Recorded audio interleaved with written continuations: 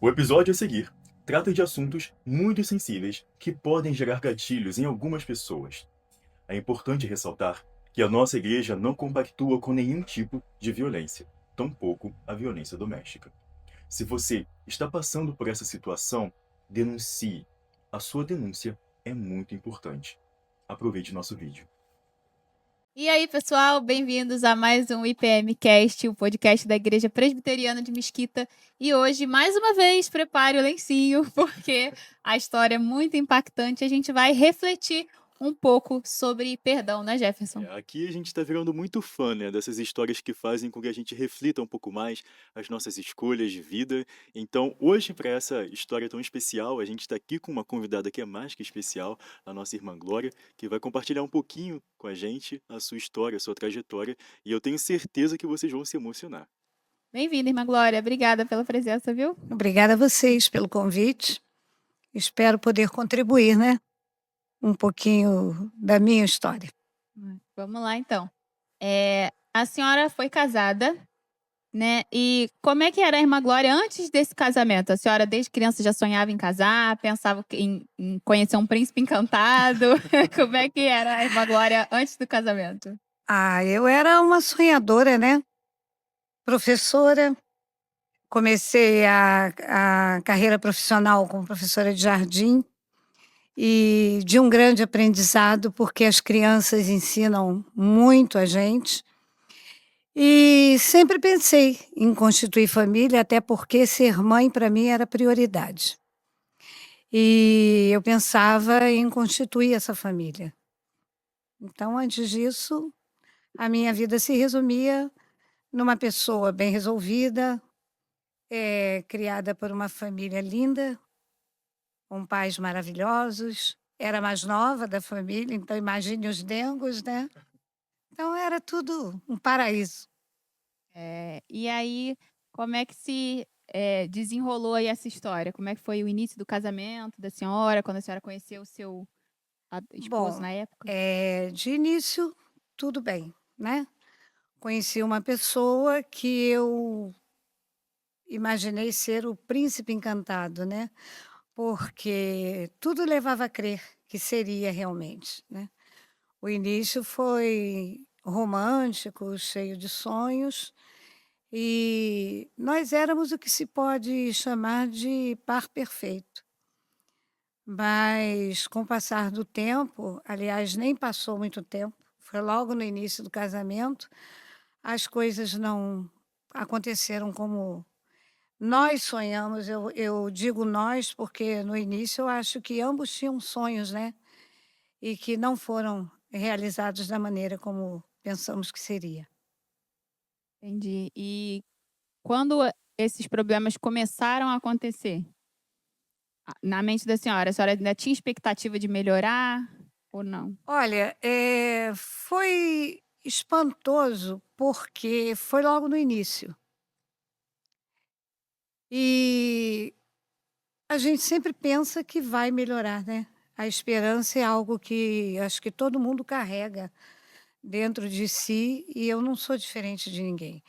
Eu imaginei que poderia melhorar, mas não foi o que aconteceu. Quais foram, assim, os primeiros problemas, sintomas de que aquilo não funcionaria da maneira ideal? Olha, o primeiro sintoma não deu para que eu imaginasse que não seria a maneira ideal, né. Mas foi surpreendente, porque ainda foi bem no início, eh, praticamente na lua de mel. Eu tinha um primo que veio de Brasília para vir ao casamento, assistir ao casamento, e ele não pôde, porque no dia do meu casamento choveu muito, né. E ele não chegou até aqui para assistir a cerimônia. Como ele morava em Brasília, e ele veio com a família toda para o meu casamento, ele, antes de retornar, ele quis nos fazer uma visita para entregar o presente, me abraçar, aquela coisa toda. E aí foi o primeiro dia em que eu vi uma pessoa diferente daquela que eu imaginei. Ele não permitiu a visita, e a partir dali começou uma situação bem complicada, porque Constantemente havia altos e baixos, altos e baixos. E a situação ao longo dos anos foram piorando cada vez mais. Passaram-se muitos anos e ninguém soube de nada. Eu não tive a atitude de expor, né? Eu não tive essa atitude. Eu já não tinha mais o meu pai quando eu casei, né? Mas eu não contei para ninguém. E quais problemas eram esses? E começou já problemas grandes, sérios, graves, ou foi evoluindo? Sim, não, já começaram graves, né? Porque já começou. Ele tinha o hábito de quebrar as coisas dentro de casa, geralmente destruir tudo aquilo que eu gostava, né? E alguns anos depois veio a violência física também. Então, foi uma situação bastante complicada. Ele tinha, por exemplo, o hábito, eu sempre trabalhei, estudei, né? E ele tinha o hábito de me trancar, eu já mãe dos meus filhos, né? Meu casal de filhos, e ele nos trancava dentro de casa, levava as chaves e só abria à noite quando ele voltava, porque a intenção dele era que eu desistisse dos meus sonhos, coisa que eu nunca fiz. Eu sempre insisti naquilo que eu acreditava, naquilo que eu gostava, então eu podia passar o que fosse, porque eu sempre tive uma força interior muito grande, e com certeza foi esse Deus, né, maravilhoso que me encorajou a tantas batalhas. Então, ele fazia as coisas ruins, mas eu nunca desisti da vida. A senhora, nessa época, já trabalhava como professora quando Já começou a ser agredida, mas ninguém sabia. não, Agora você imagina, né, professor é uma profissão que muitas vezes os alunos, né, não gostam, não reconhecem, aluno critica muito o professor e a senhora estava ali de pé dando aula, talvez passava outros problemas, em sala de aula e esses grandes problemas dentro de casa e ninguém sabia. não.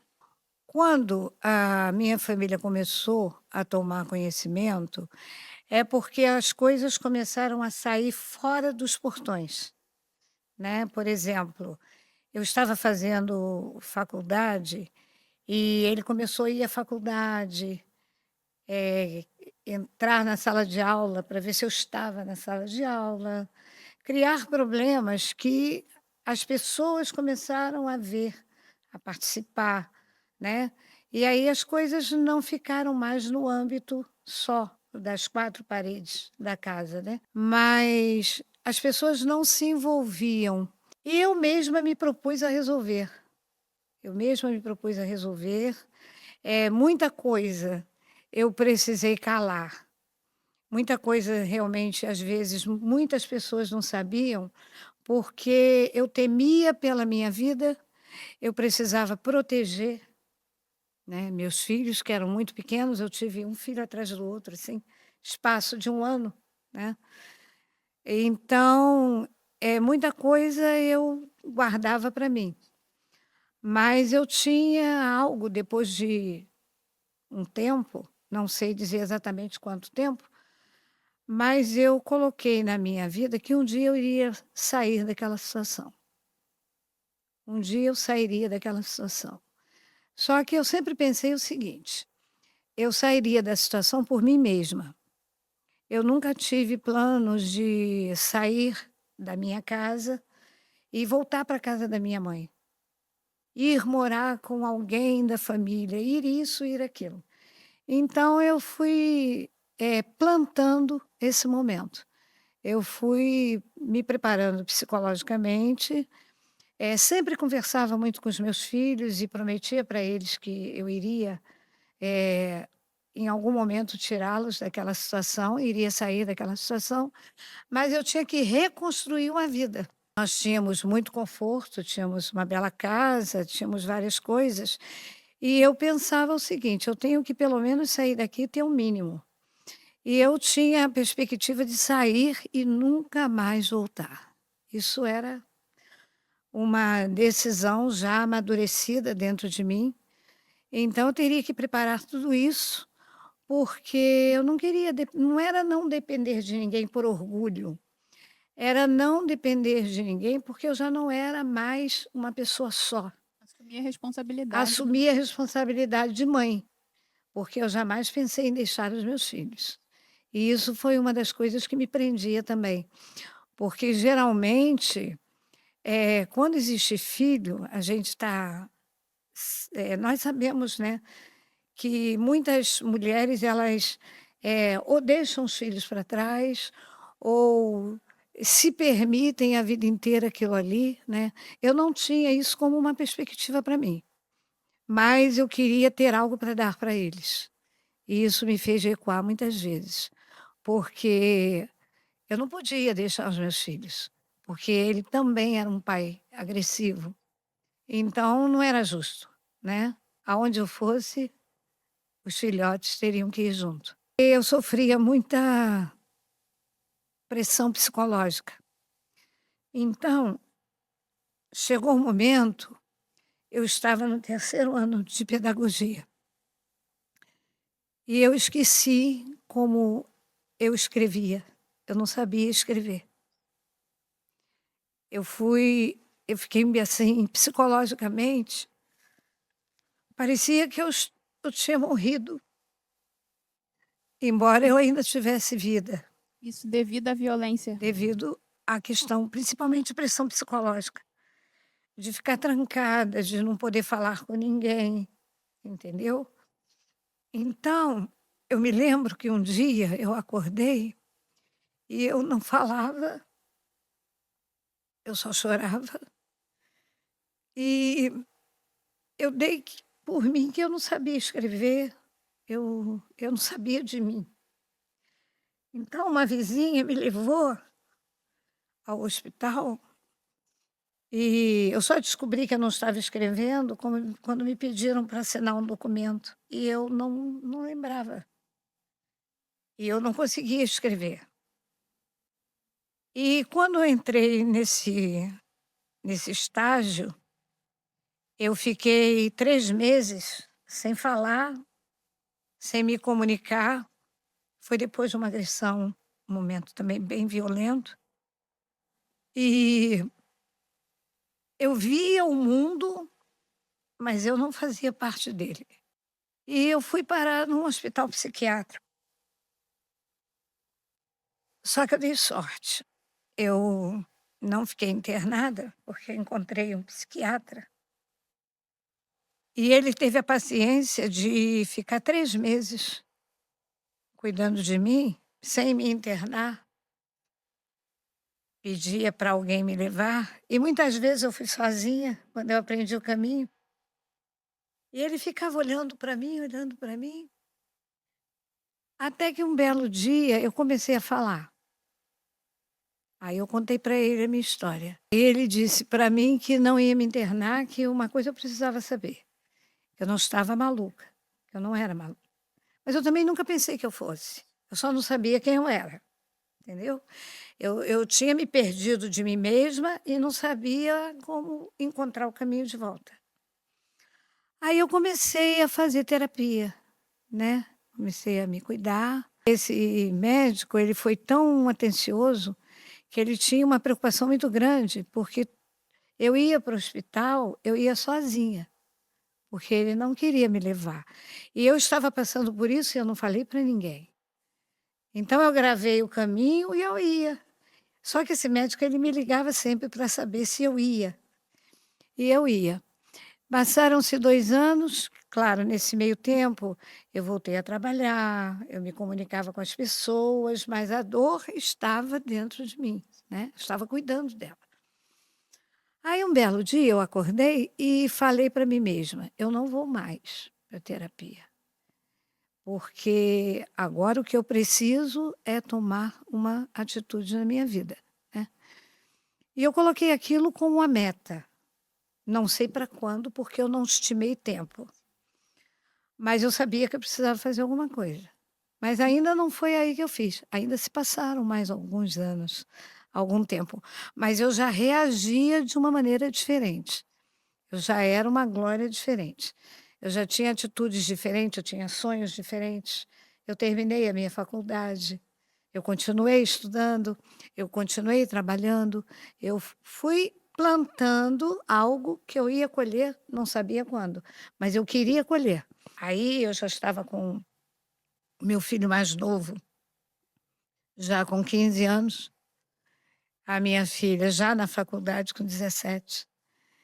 E ali foi quando eles já estavam num ponto, apesar de tudo, mas que eu poderia enfrentar qualquer coisa, porque eu também eh, já os tinha preparado um pouco mais. Apesar de que eu acho que não sei se foi correto eu esperar tanto tempo, mas uma das coisas eu preciso dizer para vocês: foi a única forma que eu encontrei de não ser morta. Foi ficando. Os filhos da senhora presenciavam essas agressões? Tudo. A minha filha, ela, quando resolveu dirigir, ter o seu próprio carro, ela teve que fazer 5 anos de terapia para dirigir, de tantas coisas que nós passamos, de momentos difíceis que nós passamos quando ele estava alcoolizado, né? Porque antes ele não se alcoolizava, mas depois passou a usar a bebida e nós passamos muitos medos, muitos momentos tenebrosos. E ela, quando toda vez que ela pegava no volante, isso ela me contou depois, ela lembrava do que havia acontecido no passado. Então, ela fez um período bem longo de terapia. Hoje ela dirige para tudo que é lugar e ela dirige bem, é uma pessoa muito bem resolvida, né? E até isso aconteceu. Foi um momento que você parou e pensou: a vida ainda vale a pena. Eu sempre achei que a vida valia a pena. Eu só não entendia o porquê de tanto sofrimento. Tudo que muitas pessoas sonham e não conseguem, nós conseguimos. Nós tivemos antes do casamento, construir uma casa, eh, financeiramente tudo muito bem resolvido, né. E outra coisa que até hoje eu me pergunto, né, para onde foi o amor, né, principalmente o dele, né, para onde foi esse amor? Nesse tempo a senhora ainda não conhecia Cristo, né, apesar de já ter princípios, É, mas hoje olhando para trás a senhora, consegue também compreender que, eh, a gente pode estar com todas as circunstâncias favoráveis, mas se não tiver Cristo no centro, seja de uma empresa, de uma família, de um casamento, não tem como, dar certo, né? é. E eu tive uma outra experiência com Deus, foi o seguinte, nessa fase da minha vida em que eu já estava com uma ideia, que atitude tomar, eu sempre fui um pouco egoísta no sentido da vida, da minha vida. Eu não queria perder esta vida, não queria morrer. Então muita coisa eu preservava, suportava e aguentava em favor de mim mesma, porque eu sempre, acreditei que isso ia acabar. Eu só não sabia em que momento, mas eu acreditava no término disso. E houve uma situação muito interessante. Uma vez, uma das muitas vezes que eu fiquei trancada, que ele levou a chave, foi a primeira vez que eu me ajoelhei para pedir a Deus para fazer alguma coisa. Mas eu sempre acreditei que aquilo ia acabar, que aquilo tinha um tempo. Eu não sabia qual. Mas esse dia desse encontro foi um dia que eu me ajoelhei e comecei a conversar com uma montanha que tinha, que dava para ver da minha varanda. E naquele dia eu falei para Deus assim: "Me salva, me tira daqui, me dê condições, me dê forças, me liberta, porque só o Senhor pode me libertar. Eu creio que o Senhor pode. Eu quero sair daqui inteira e eu estou disposta a começar tudo do zero. Eu não tenho apego a nada, nada que eu tenho me interessa. Eu só quero ser liberta. Eu quero sair dessa prisão. Eu quero salvar os meus filhos enquanto é tempo. E até hoje, eh, eu não consegui. Então, se o senhor não me tirar daqui, não me ajudar, eu não acredito em mais nada, porque só o senhor pode fazer. E depois que eu levantei, parecia que a Glória que ajoelhou não era a mesma que levantou. Eu levantei dali com a certeza que tudo ia mudar. Eu levantei dali uma leoa. Só que se vocês me perguntarem: "Mas como? O que que você fez?" Eu não fiz nada, eu só fiquei com aquela certeza. E comecei a viver e a lutar em prol disso, acreditando nisso. E eu coloquei para mim o seguinte: "Eu vou embora, não sei como vou". Mas eu saí dali novinha em folha, e com uma coragem, com uma esperança, eh, que eu não sei explicar de onde ela veio, só sei que ela estava dentro de mim, né. E a partir daquele dia eu passei a acreditar que esse dia chegaria. E esse dia não demorou muito não, eu só não sei o tempo, mas não demorou muito, porque de repente eu comecei a projetar essa saída, só que alguma coisa me dizia assim: "Você vai ter que sair sem nada. Você não pode ter perspectiva de nada, você só tem que acreditar que vai dar certo". E realmente o dia que eu saí com a roupa do corpo. Eu deixei tudo para trás.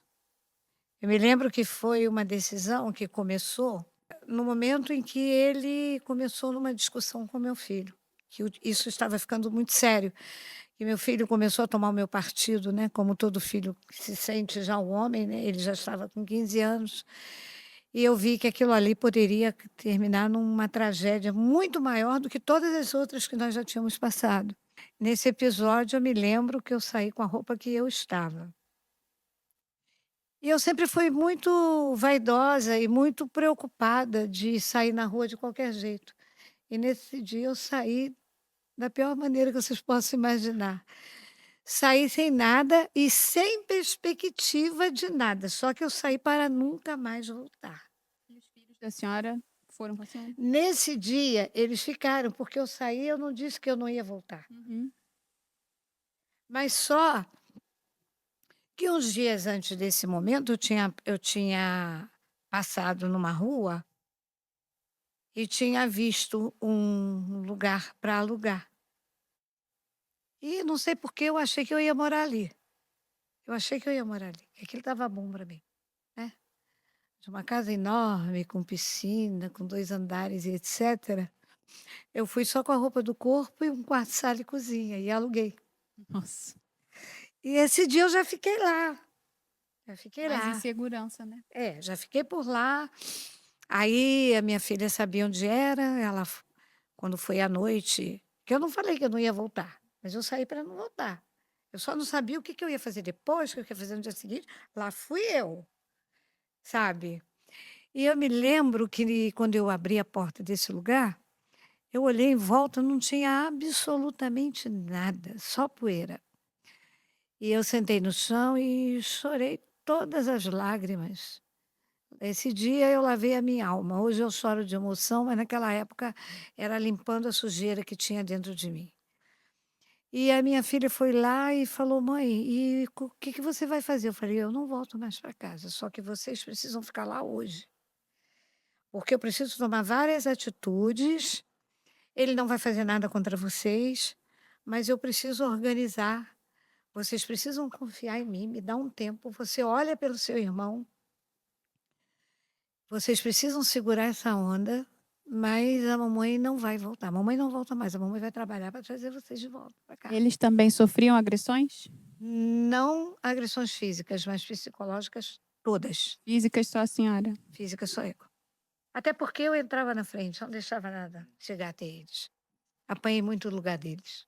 Eu fiquei por lá, aí eu comecei a aceitar a ajuda das pessoas, que nessa hora, eu tive uma grande legião de amigos. Não foi nem a família em primeiro lugar, que a família foi a última a saber. Os amigos foram primeiro porque nessa altura eu já era diretora de uma escola.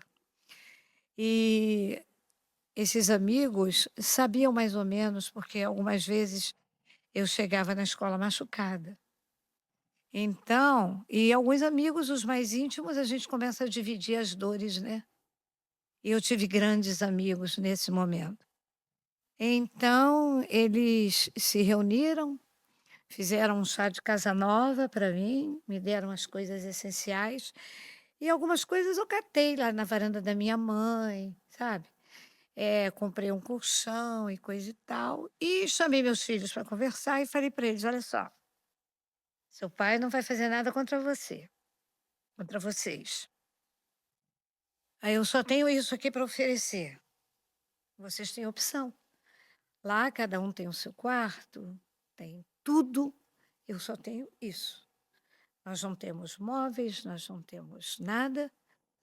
E eu não quero essa vida para vocês. Mas, infelizmente, eu preciso tomar uma atitude por mim. E até certo ponto é por vocês também, mas ninguém é obrigado a vir comigo. Eu não podia obrigá-los. Porque eu não sabia o que, apesar de eu ter emprego, ter tudo, mas eu não tinha nada para oferecer e abriu-se um universo que eu não sabia qual seria, né? Então eles disseram para mim assim: nós vamos ficar com você. Aí começaram a tirar as coisas devagar, sem o pai saber, pelo menos as coisas de vestir. E vieram enfrentar a vida junto comigo, né? Teve uma passagem da minha filha que ela precisou do computador para fazer um trabalho para a faculdade e ela falou: mãe, eu acho que eu vou lá, vou ver se meu pai me dá, né? Ou deixa eu fazer. E a resposta dele foi: não, tudo que vocês tinham aqui era para vocês viverem aqui. Se você vai seguir a sua mãe que se vire. Vocês fizeram as suas escolhas. Então, tudo que era seu era para viver aqui. Agora você vai viver lá. Meu Só que Deus. ele imaginou que isso era uma pressão e que nós iríamos levar mais em conta as coisas materiais, né? Mas o nosso coração estava tão bem, nós estávamos tão felizes sem nada, que o nada era tudo. Em nenhum momento eles discordaram da senhora, os filhos, daquela Nunca, decisão. Eles sabiam a nunca, seriedade do que a senhora vivia lá dentro, né? nunca, nunca. Eles nunca discordaram de mim. Em alguns momentos me achavam um pouco louca, mas inclusive uma das minhas maiores loucuras foi quando eu fui cuidar do pai, que eles não aceitavam, né? Essa é a reviravolta dessa A história. Se você já reviravolta acha que até aqui essa história foi demais, o que aconteceu na vida da Irmã Glória, que é o que chama muita atenção, e ela fala que ela é a pessoa mais feliz dessa igreja, né, sou Irmã mesmo. Glória? Independente de qualquer coisa, eu acho que eu não sei explicar exatamente isso. Mas sabe uma coisa que eu nunca perdi? Foi a alegria e a esperança. Nunca, nunca perdi. Eu não sabia o que ia acontecer. Como se diz, né? Que bicho vai dar? Eu não sabia. Mas eu acreditava que era algo muito bom, que tudo ia dar certo. Em momento algum eu desanimei. Eu sempre acreditei em dias melhores. Eu só não sabia quando seria, em que momento e quais seriam. Eu não sabia. Mas eu tive momentos assim incríveis, né? Por exemplo, eu consegui formar minha filha, eu consegui ver uma filha fazer mestrado, doutorado, né? Meu filho não estudou mais porque não quis, mas teve as mesmas oportunidades, mas é um rapaz do bem, é um homem do bem, é uma pessoa doce, amorosa. Ele, na verdade, foi até um dos mais prejudicados, né, por ser menino, talvez. A imagem do pai não foi a melhor que ele poderia ter, né? Mas ele até agora não cometeu nenhum dos erros que ele às vezes presenciou o pai cometer. entendeu? Isso para mim é uma dádiva, é uma alegria, é um prêmio na minha vida, né? Meu filho tem amigos, é um homem de bem, e eu tinha muito medo que, por conta do mau exemplo, né? Mas eu acho que o meu exemplo também foi bem forte. E eles sempre se espelharam muito na mãe que eles tinham, né, porque eu sempre os fiz acreditar que a vida é boa. E quando eu digo assim: "Eu sou feliz, eu sou muito feliz", em relação à presbiteriana, é porque a felicidade que eu senti, desde o primeiro dia, é diferente dos outros estágios de felicidade que eu tenho. Talvez, eh, o encontro com Deus, ele tem uma característica diferente. Mas quando eu falo de eu ser a pessoa mais feliz, isso até vem antes da conversão. Após a conversão, claro, isso triplicou, aumentou, né, eu estou, assim, ainda num estado de alegria muito intensa, mas a minha conversão, ela se deu como um ato de agradecimento a Deus por eu ter sobrevivido e estar hoje aqui dando esse testemunho. Foi um outro momento com Deus que eu tive, porque quando eu me decidi me converter, foi um dia que eu estava em casa e eu olhei para toda a minha história e eu já estava vindo aos cultos. E cada dia que eu vinha, eu me apaixonava de novo pela vida. E devido ao amor que eu tive aqui, sorriso dos jovens, a forma carinhosa de todos, sabe, eu me sentia muito em casa. Eu voltei para o berço, que eu acho que o berço é o lugar que é mais acolhedor que existe, né, quando você nasce. Então, eu nasci de novo. Quando eu descobri isso, eu achei que a única forma de dizer para Deus: "Senhor, eu te amo, eu eu sou grata por tudo o que o Senhor fez", era me convertendo, era entregando o que me resta de vida, que eu espero que seja bastante ainda, para Deus, para estar aqui, sabe.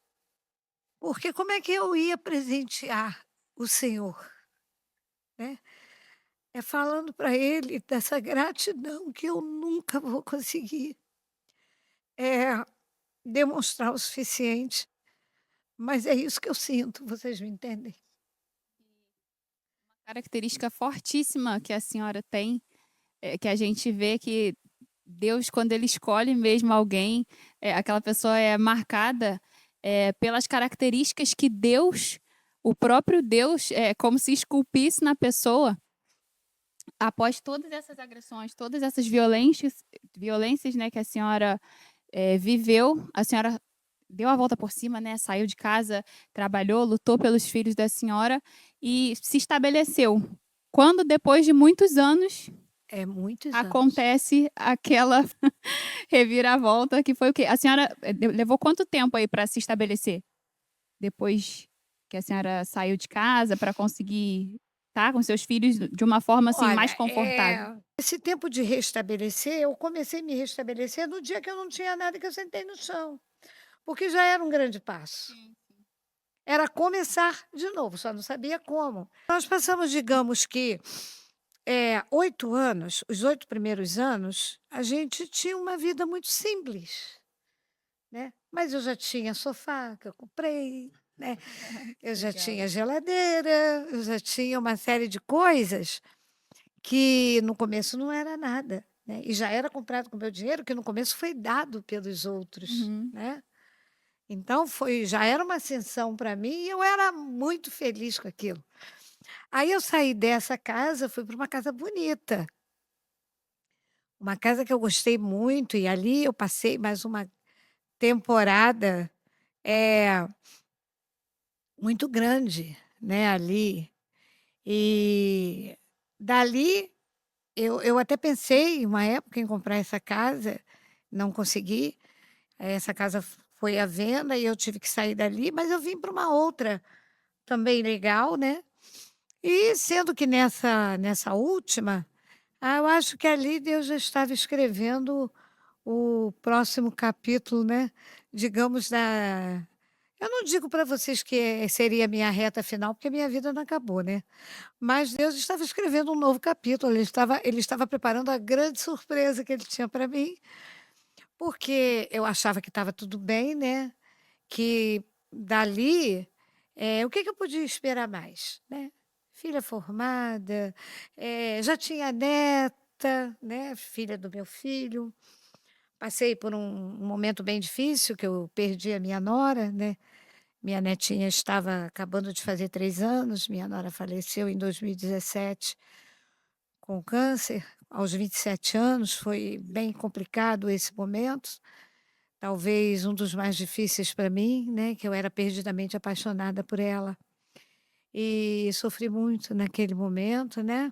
Em 2015 mais ou menos, 2014 por aí, eu comecei a ficar sabendo que o pai dos meus filhos estava uma pessoa bem complicada, né. Andava arranjando muita briga, foi ameaçado várias vezes de morte. Após a saída da senhora de casa, a senhora não manteve contato com ele? Não, Nem para não. pensão, Não, não. nada? Não foi orgulho, mas eu sempre achei que para determinadas situações na vida é preciso você usar algo chamado dignidade. Eu penso que quando uma mulher toma decisões como eu tomei, ela não deve pedir nada. Eu acho que separação, você tomar certas atitudes na vida, você às vezes tem que fazer escolhas das quais você não se arrependa e você não pode voltar atrás.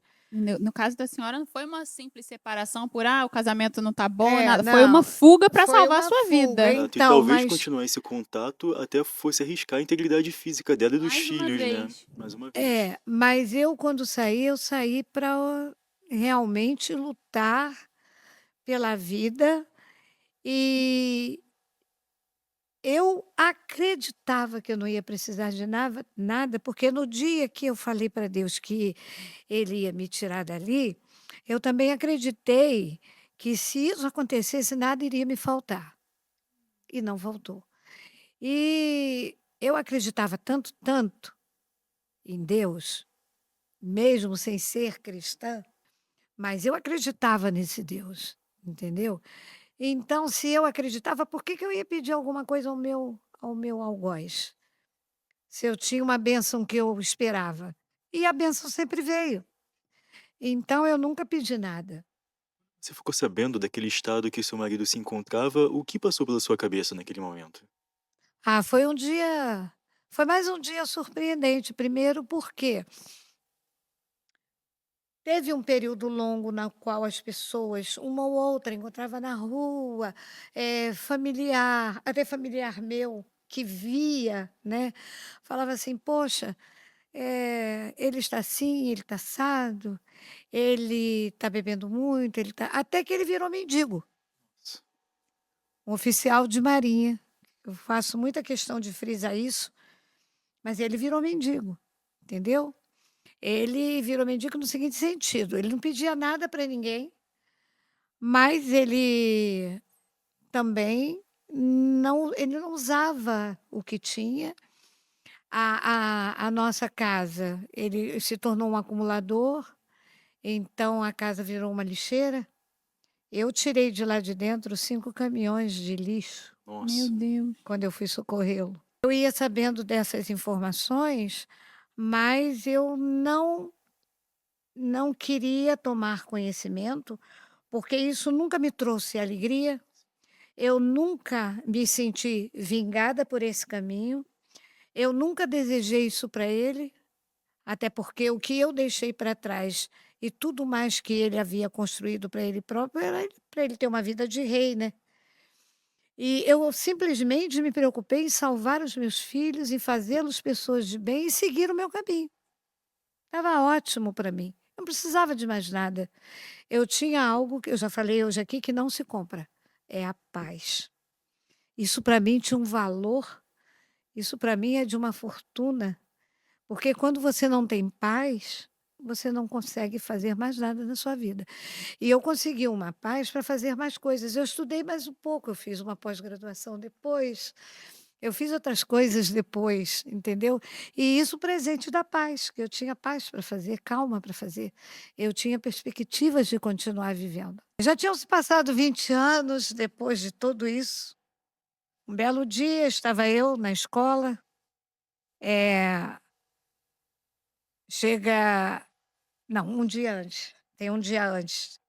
Um dia antes, eu estava dormindo, passava da meia-noite, o telefone tocou e era um menino que hoje é um homem feito, virou para mim e falou assim, "Mamusca", ele me chama de mãe porque diz ele que eu sou a mãe que ele conheceu. Ele é um filho do coração. Então ele me liga uma noite e diz assim: "Mamusca, desculpa eu te acordar, mas eu preciso de você". Eu falei: "O que que é? Tá acontecendo alguma coisa com você?" Ele falou: "Não, comigo não". Eu encontrei o Van Dois, meu marido no caso, na rua. Eu falei: "Mas o que que houve? Algum problema?" Ele falou: "Olha, ele está todo sujo, rasgado, muito sujo, muito machucado, não conhece ninguém. Mas ele não teve medo de mim, porque talvez por ele ter visto esse menino crescer, né. E essa pessoa naquele momento gerou confiança, que ele estava num momento de vulnerabilidade intensa. Então ele está aqui caído, e eu estou tentando convencê-lo a ir para casa. E o que que eu faço? Falei: "Você faz o que tem que ser feito, você leva ele para casa, põe ele em casa e vai para sua casa". Ele falou assim: "Ó, então eu vou entrar lá, eu estou avisando para a senhora que eu vou entrar lá, eu e o meu amigo, e vamos colocá-lo lá. Só estou avisando para a senhora, mas olha, tá muito triste, Mamusca, tá muito triste, tá uma situação". Eu falei: "Olha, eu lamento muito. Socorre ele, faz isso por ele. E amanhã procura ver, procura saber e vamos ver como é que essa situação vai ficar, né. Eu não vou sair daqui agora para fazer nada, até porque eu não vou fazer nada por ele. Porque isso eu sempre falei para as pessoas, né, que eu não desejava o mal dele, que eu não tinha nada contra ele, mas que se um dia ele precisasse de mim, que jamais eu faria algo por ele. Até porque eu tive essa questão de deixá-lo com tudo. Então eu me sentia completamente livre, liberta, eu não tinha vínculo, eu não tinha porquê, eu não tinha dívida a pagar, pelo menos eu achava isso, né. Aí tá, ele levou ele para casa, aí ele quando chegou, ele ligou para mim de novo: "Mamusca, a casa está toda revirada, não tem pedra sobre pedra, não tem nada no lugar. Mamusca, isso aqui tá um caos". Eu falei: "Mas tudo bem, deixa ele aí, fecha e vai embora". "Mas eu não estou achando chave". "Fecha os portões, fecha o que der para fechar, tem que esperar o dia amanhecer". Aí tá, o dia amanheceu, nada aconteceu, ninguém me procurou, ninguém me contactou. Eu me arrumei e fui trabalhar. Estava eu no meio de uma reunião, aí chega um telefonema para eu atender, eu deixei a reunião, fui até a minha sala atender, que era o convencional. Era minha cunhada falando para mim assim: "Olha só, o bairro aqui está em polvorosas".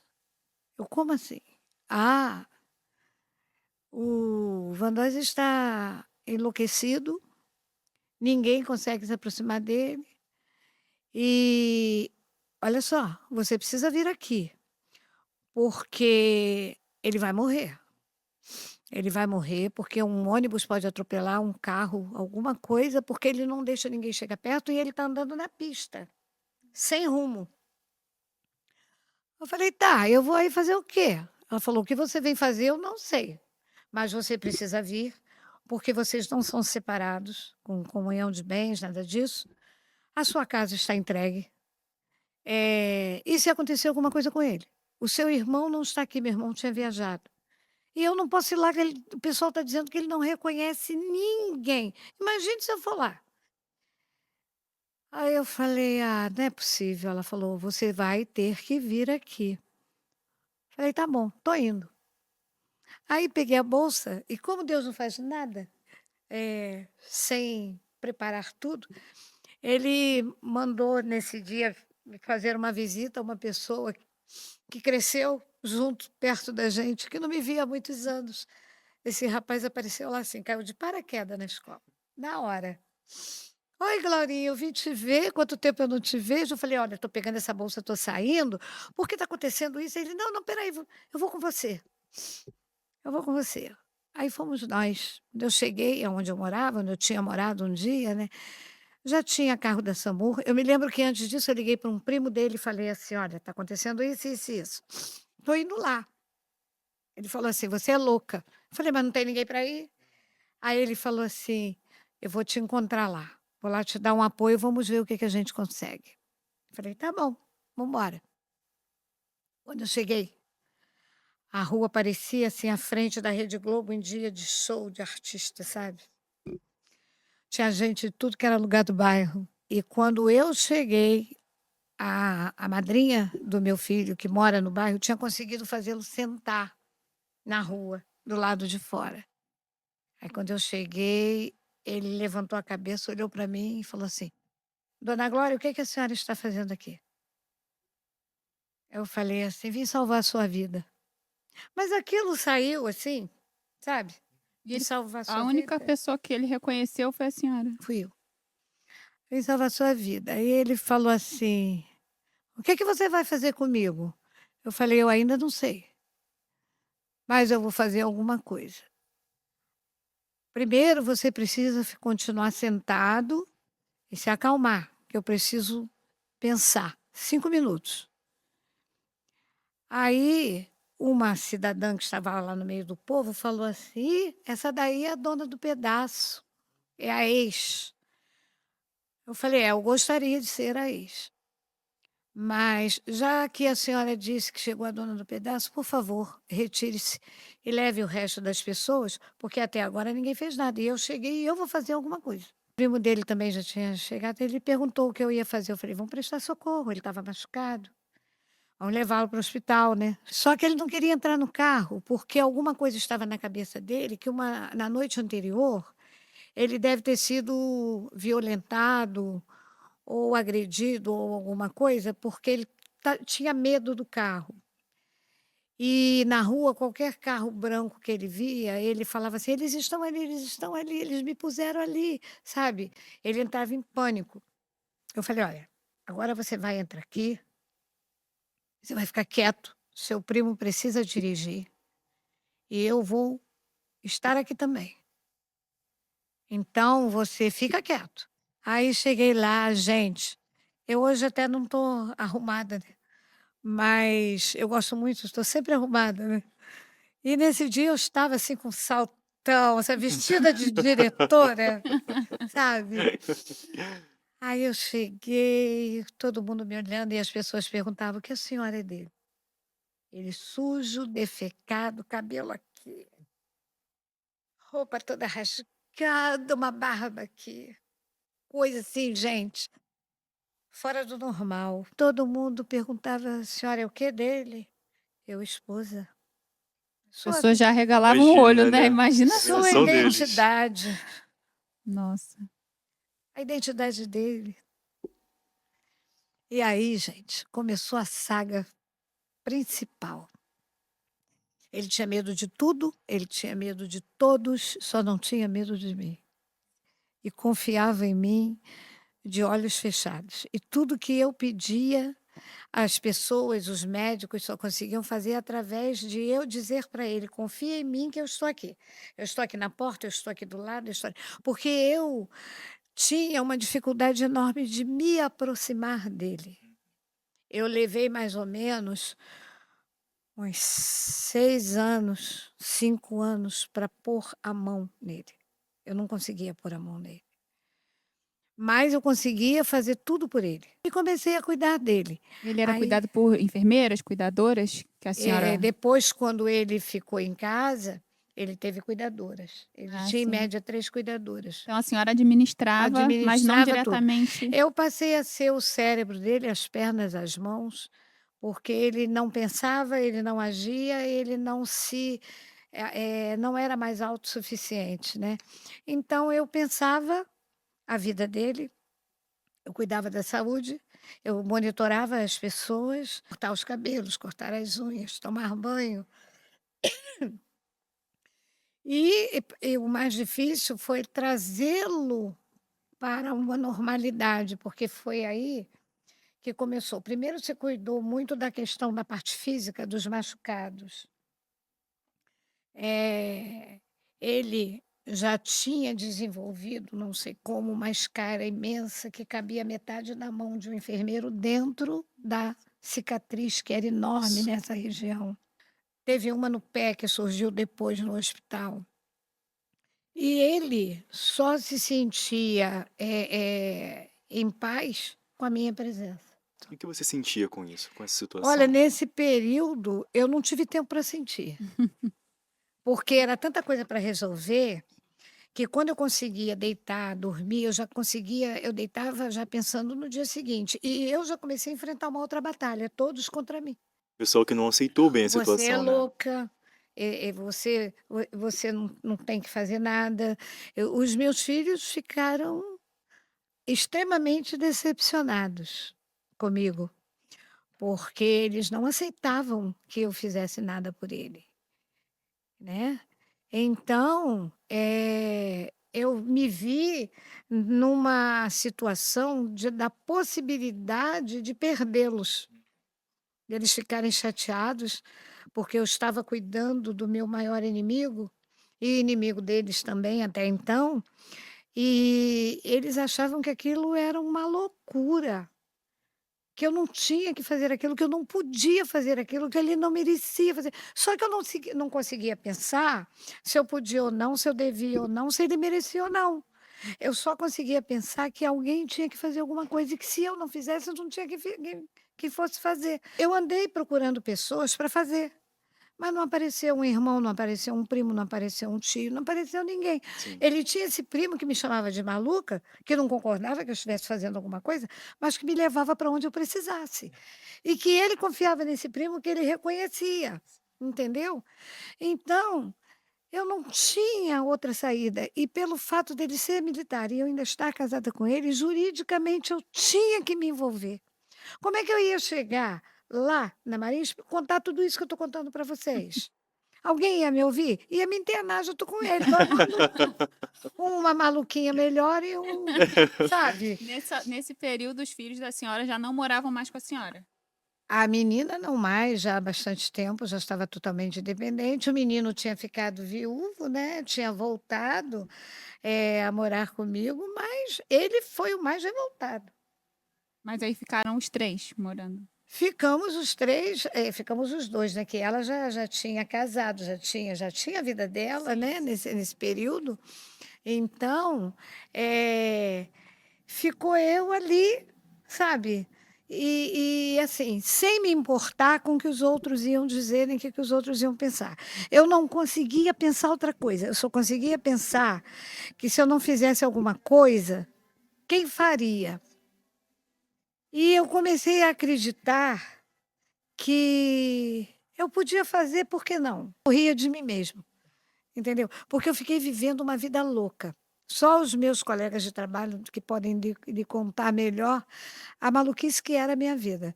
Que eu estava na escola e daqui a pouco eu tinha que vir correndo na casa dele, que, né, ele ficou lá na casa dele, para resolver milhões de problemas, enfrentando todo o processo. Foi aí que começou a aparecer. Desse problema dele, mais para frente um pouco, veio a constatação do Alzheimer. essa perda de memória veio, o Alzheimer, né.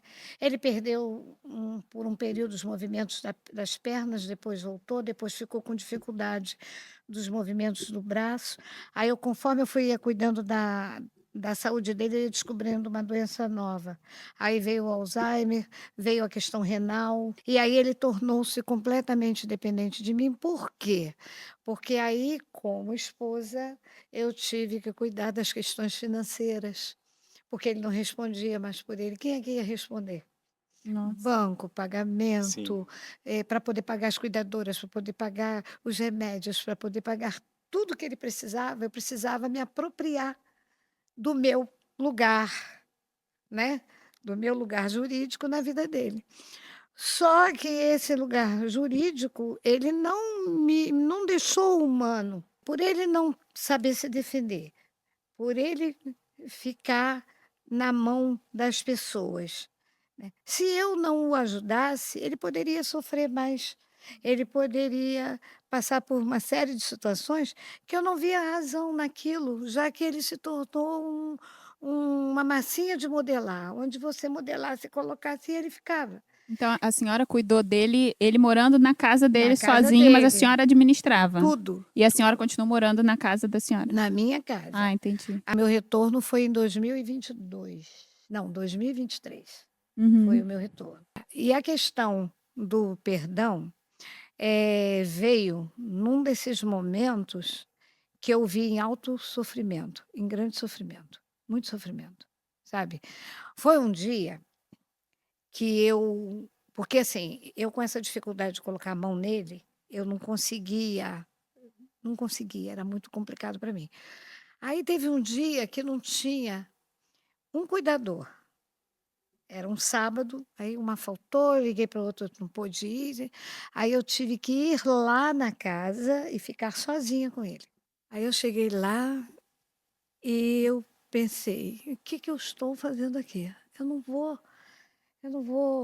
fazer nada". Só que eu cheguei e ele estava muito mal, tá muito mal, passando mal, e eu falava com ele naquele dia não conseguia se comunicar nem comigo. E já tinha passado uma noite, então ele estava cheio de xixi, estava, sabe, assim, bem malzinho. Eu vi ali a inutilidade do ser humano tão grande. Eu vi um corpo ali, sabe. E aí passou um filme na minha cabeça de tudo, como ele era, sabe. A inteligência dele, que era um negócio assim.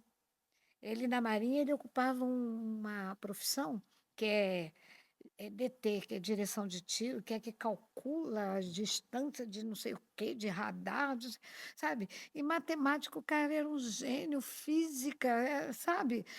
Aí eu vi aquela pessoa desse tamanho. E eu, até então, eu não tinha perspectiva de cura para ele, assim, eu achava que ele ia ficar toda a vida daquele jeito, porque estava tudo muito no início. E naquele dia eu me via pequena para fazer alguma coisa e eu via muito menor para ser alguém de novo para reagir. Nesse dia eu pus a mão nele pela primeira vez. Pus a mão nele e peguei a mão dele. Foi nessa hora que eu virei para ele e falei assim: "Você está me ouvindo?" Aí ele ficou parado assim, os olhos estatelados. Eu falei: "Caramba, só tá eu e ele, vai me morder aqui, vai agredir". Mas eu tinha a chance de correr, porque ele não ficava de pé, né. Pois é. Uhum. Aí eu falei assim para ele: "Olha, eu vou te falar uma coisa", ele com o olho arregalado, assim, "eu vou falar uma coisa para você, escuta bem, eu não sei por que está acontecendo tudo isso. Eu não sei nem o que eu estou fazendo aqui. Eu não sei por que é que você está dessa forma, mas seja o motivo qual for, eu queria que você soubesse que eu perdoo você. Eu perdoo você porque eu nunca vi você tão pequeno. Eu nunca vi você, eh, tão inutilizado, eu nunca vi você tão maltratado. O que a vida fez com você, eu não faria. E se por acaso Você ficou assim por conta de tudo que você fez de mal para mim, para os nossos filhos ou para alguém. O maior mal que você fez foi a você mesmo. E se você está pagando por alguma coisa, eu quero que você saiba que eu nunca desejei isso para você, porque para mim não é mérito nenhum. Eu não queria te ver assim. Eu fui embora para ser feliz e eu queria que você fosse feliz, mas você nunca foi e você não é feliz. Então, eu não sei se eu vou conseguir salvar a sua vida, mas caso você não se salve, eu achava que ele ia morrer logo. Eu queria dizer para você o seguinte: pode ir com Deus, porque eu te perdoo. Eu te perdoo, sabe por quê? Você foi tão infeliz e eu tô tão feliz. Deus foi tão bom para mim. Você não conseguiu me tirar nada. Eu estou muito feliz porque eu criei meus filhos, eu estou feliz porque eu tenho onde morar, eu estou feliz porque eu tenho saúde. E você? Quem é você? E ele só parado me olhando. Falei, então, eu não quero teu mal e eu acho que você precisa saber. Aí eu perguntei para ele: "Você está me ouvindo?" Ele fez com a cabeça que sim. "Você me entende?" Ele ficou parado. Eu falei assim: "Eu não sei se você me entende, mas eu te perdoo do fundo do meu coração, porque hoje eu também estou me perdoando. Eu vou dizer para vocês que foi a melhor coisa que eu fiz na vida." A partir daquele dia, veio mais um renascimento meu. Eu achei que eu tirei de dentro de mim mais de 500 quilos que pesavam no meu coração. Porque quando eu perdoei, eu tirei de dentro de mim todas as dores e todas as mágoas, todas as vergonhas, todas as dificuldades. Na hora que eu perdoei, eu me limpei, eu me senti limpa por dentro. Porque o peso que eu carregava de tudo que eu passei saiu naquele momento. Eu senti que eu saí daquela casa melhor aquele dia. E também eu passei a conseguir fazer coisas que eu não conseguia. Era ter um olhar, para ele, mais humano, porque até ali também eu ainda não tinha tido esse olhar humano. O que que eu digo para você um olhar humano? Eu ainda não tinha conseguido, eh, ver a extensão do que eu tinha feito, eu não tinha conseguido ver a aonde eu tinha chegado, eu não tinha conseguido ver o que Deus estava me devolvendo, mas eu vi assim: Deus está me devolvendo, mas tem uma cobrança ou tem um desafio que eu tenho que cumprir. Deus está esperando algo de mim, eu achava isso. Caso Deus estivesse esperando algo, que eu fosse, eh eh, digna de fazer algo que agradasse a Deus. E perdoá-lo eu acho que agradaria. Perdoá-lo, eu acho que iria diminuir o peso que eu ainda carregava, mesmo sem ter consciência que aqueles anos todos eu ainda carregava. Eu não fui embora para ver aquilo, eu fui embora para ter vida. Eu fui salvar minha vida, eu fui salvar meus filhos. Eu não fui embora com a intenção de me vingar. E vê-lo assim não me dava satisfação, me dava tristeza, porque ele ficou com tudo, quem perdeu tudo fui eu. Mas também nesse momento eu senti que eu não perdi nada. Eu não per Naquele momento eu senti que eu não perdi nada, entendeu? Por que que eu não perdi nada? Deus nunca deixou faltar nada, o que que eu perdi? E eu ganhei uma coisa que eu prezo, eu falo o tempo todo: a A paz, a paz. paz, a paz. Perdoar faz muito bem. Ai, Quando você não perdoa, eu faço essa analogia, você também sofre, porque o peso não é do outro que te fez o mal, é de você que não consegue perdoar. Perdoar é uma limpeza interior que a gente faz sem ter consciência que fez.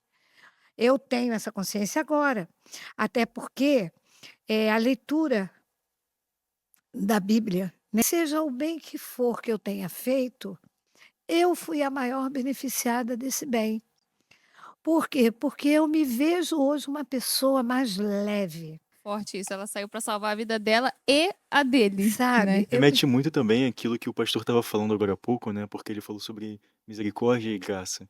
Que a misericórdia é você, não dar aquilo que a pessoa merece, e a graça é você dar justamente aquilo que ela não merece. Então ela passou por tanta situação onde ela podia não oferecer ajuda, onde ela podia talvez oferecer desprezo, muito pelo contrário. Além dela não dar o que ele merecia, ela fez o inverso. Deu o que ele não merecia. Então prestou assistência, prestou É. ajuda. E nos 2 últimos anos foi muito, assim, bonito, né. Por quê? Eu consegui fazê-lo andar nos tratamentos, ele só não podia andar sozinho, mas ele dentro de casa, ele andava. Então eu levava ele para ver as plantas, todas que ele destruiu, eu replantei tudo na casa. E às vezes eu falava assim para a cuidadora: "Tenta convencê-lo a ir até a beira da piscina". Aí quando ele ia, eu tentava manter um canal de comunicação perguntando: "Que tal? Tá tudo bem? Tá bonito? Plantei tudo, olha", né. Eu tinha impressão, gente, que embora ele não se comunicasse verbalmente, ele falava muito pouco. Silabicamente. Sim. Eu sentia que aquilo ali mexia com ele de alguma forma, entendeu? Que eu refiz toda a casa, eu refiz toda a estrutura, eu limpei tudo, eu replantei tudo, e sempre dizendo que eu também não moraria lá. Tantas lembranças ruins que apesar de tudo que eu já tinha feito até ali, eu não me via naquele ambiente. Aquele ambiente, ele não me pertencia. Eu refiz tudo para dar dignidade de vida para ele, porque eu não precisava daquilo mais. Quando eu moralizei todo o ambiente novamente, eu trouxe meu filho de volta, que ele começou a visitar o pai,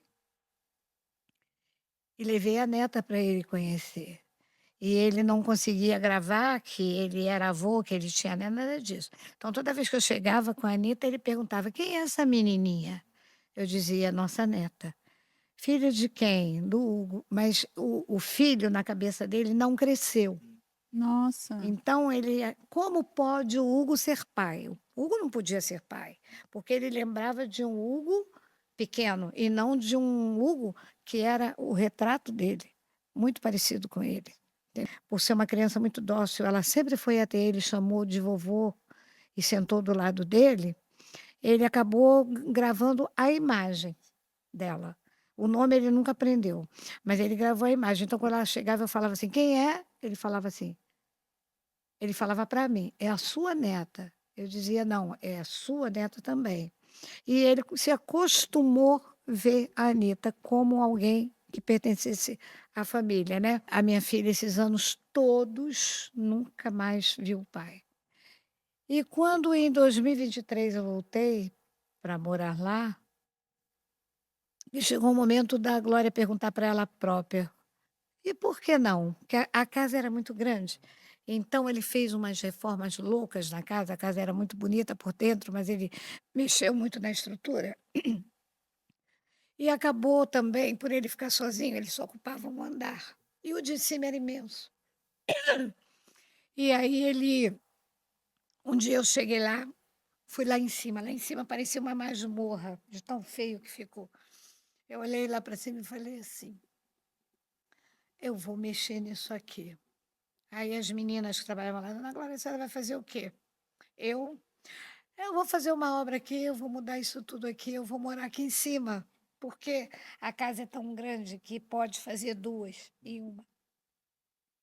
Aí eu reformei tudo e em 2023 eu fui morar lá, né.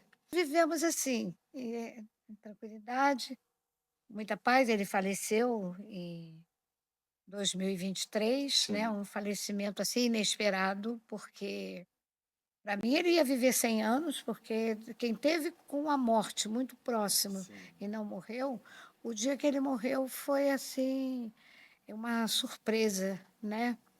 Uma surpresa, porque ele estava bem, Aí, de repente, ficou meio malzinho, levei para o hospital. Aí era um problema intestinal.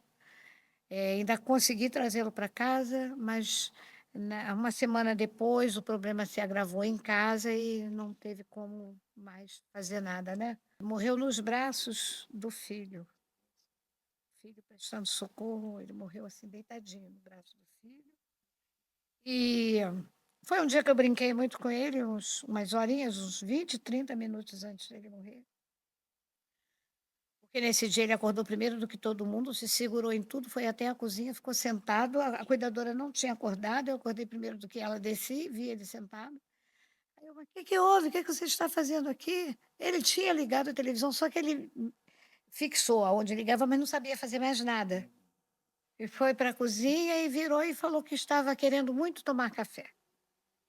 E esse café não deu tempo de ser dado a ele, que ela foi dar banho, trocar de roupa e tal, e foi nesse meio tempo que ele passou mal mesmo e infartou também. Eu não quis ver nada, não quis ver nada. E eu fui para o sepultamento dele para cumprir, né, última, a última jornada da história, né? Só que eu fui para o cemitério decidida a não entrar na capela. Só que de novo eu entrei na capela. Eu sei que corpo não escuta, né? Mas eu falei para ele ir em paz, né? Falei para ele ficar bem, né? E perdoei de novo, né? Mas não na intensidade de antes, né? E só falei que eu o tinha perdoado desde sempre, que ele fosse em paz, né? Que eu acho que ali terminava a história para ele e para mim, né? E saí da capela, não entrei mais. Na verdade, eu entrei na capela para ver se tudo tinha sido feito com a dignidade que ele merecia como ser humano. Mas pela patente, por tudo ter sido cuidado pela Marinha e tudo, até eu recebi homenagem, recebi flores da Marinha, cartão da Marinha. Deixei tudo, botei tudo no caixão.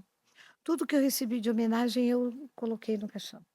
As flores que a Marinha mandou para mim, eu coloquei todos os louros eu não quis. Chegou a hora do enterro. Aí todo mundo entrou para se despedir e tal. Pensei que meu irmão fosse orar, que meu irmão é cristão. Mas entrou todo mundo, ficou todo mundo quieto, calado. Aí eu pedi para as pessoas se darem as mãos, né? Que era um momento em que a gente tinha que agradecer a Deus por tudo, por todos, né? Ele morreu em abril, quando foi em julho, eu já estava conversando com um pastor, Luiz, né, falando sempre da minha vontade e tal. Passou mais um tempo, eu decidi, aí já em 2024, eu já estava mais em maio de 2024, eu já não aguentava mais esperar, que eu fiquei assim, gente, como é que eu vou agradecer a Deus? Ir à igreja é pouco, eu tenho que estar à igreja. Que, por exemplo, os meus melhores momentos aqui são os momentos de culto, porque eu nunca saio daqui do jeito que eu entrei. Eu me tornei curiosa, de ler, de estudar, já fiz 2 cursos. Tem algo dentro de mim ainda para ser feito, Amém. E né? felicidade a nossa, né? Não é? Ter a Porque senhora uma para nos coisa é edificar. certo, daqui eu não saio, Amém. Glória a entendeu? Agradeço a Deus. Deus por isso. Daqui eu não saio, né? E assim, eu me sinto muito feliz porque parece que aqui é o meu berço, gente. Descer na igreja presbiteriana para você. É o meu berço. Que Nascer de lindo. novo. Lindo. Engraçado, né? Como os assuntos eles remetem muito a esse processo de confiar em Deus, né? De que as coisas não estão no nosso controle. A gente acabou falando muito sobre isso hoje, embora Realmente. isso não tenha sido exatamente o plano, né? Sim, queria agradecer demais a senhora por nos edificar tanto com todas essas experiências e fazer um finalzinho aqui um pouco diferente. Pedir para o Jefferson deixar essa palavra para quem estiver assistindo a gente, talvez passando por uma situação semelhante. Todos os aprendizados que você teve aqui hoje e eu também tive sobre perdão, o que que você extraiu daqui de hoje que você gostaria de passar para o pessoal? Bom, eu percebo, né, o quanto a mente humana, quantas pessoas elas podem ser profundas nas situações que elas passam, né? A gente ouviu, né, a história da Maísa, a Heloísa, do seu Turli, a sua história também tão edificante. E isso me lembra uma coisa que eu aprendi na faculdade e que isso vem se confirmando a cada vez que eu ouço histórias tão impactantes, né? Existe um psicanalista, o nome dele é Carl Jung, que diz, né, que saiba todas as teorias, saiba todas as práticas, basicamente isso, mas ao tocar uma alma humana, seja apenas outra alma humana. E eu percebo que foi justamente a isso que você se propôs, mediante o desafio que você passou. Você poderia ter agido de outra maneira, talvez utilizando a razão, como alguns dizem, agido de uma maneira um pouco mais ríspida, mas muito pelo contrário. Você, como uma pessoa humana, uma alma humana, se compadeceu de outra alma humana. E ali utilizando de filtros que não eram, às vezes, próprios para aquela situação, né. Podia ter usado o filtro da raiva, podia ter utilizado agido através da raiva, agido através, talvez, de rancor ou algo do tipo, mas foi muito pelo contrário. Como uma alma humana, você escolheu se compadecer e perdoar. Então acho que você que está nos ouvindo, né, se tiver que tomar alguma decisão mediante os desafios que você pode tomar, que a paz de Deus seja sempre o árbitro nas suas decisões, no seu coração. Quando você vence com Deus, não há porquê você colocar qualquer sentimento ruim no meio disso. Porque por eu acreditar que tudo que eu passei e consegui superar era porque Deus estava comigo, como é que eu ia fazer mal para alguém tendo essa certeza? Entendeu? Então, fazer mal para ele, eu acho que era decepcionar muito a quem apostou muito em mim, a quem me deu a oportunidade de dar quantas voltas por cima fossem necessárias, com uma força que não era minha, que eu não tinha. Uma vez ele me deu uma surra que eu fiquei sem poder levantar o tronco. Nossa, Então, fiquei sem trabalhar e uma série de coisas. Quando eu voltei, nessa época eu não era diretora ainda, eu trabalhava no Colégio Dom Pedro, aqui de Mesquita. eu Uma estudei lá, amiga minha, eu me formei lá. uma amiga minha, virou para mim e falou assim: Ah, você tem que tomar uma decisão, você tem que fazer alguma coisa, você tem que acabar com esse homem, você não sei o que, não sei o que, não sei o que. Ela me perturbou tanto. Queria que eu fosse num centro. E eu sempre tive aversão a isso, apesar de ter sido criada por uma mãe que era espírita. Então, ela me encheu tanto o saco, eu fui. Só que eu já saí sabendo que eu estava errada e fui já achando que não ia dar em nada. Mas fui para fazer vontade de amiga. Cheguei lá, a moça lá e tal, hoje jogou búzios, fez não sei o quê. Aí vira para mim e fala assim: A senhora quer dar jeito no seu marido? Eu nunca acreditei que ninguém pudesse dar jeito nele. Olha só, a senhora precisa me dar um animal de 4 pés, nós vamos fazer um trabalho, né? E vamos acabar com ele. Eu levantei e falei para ela: muito obrigada, fique em paz, mas esse não é o meu objetivo. Eu não vou resolver um problema criando um muito pior. Eu não quero ser assassina do pai dos meus filhos. Isso não vai resolver o meu problema. E tem outra coisa, moça, eu não acredito na senhora.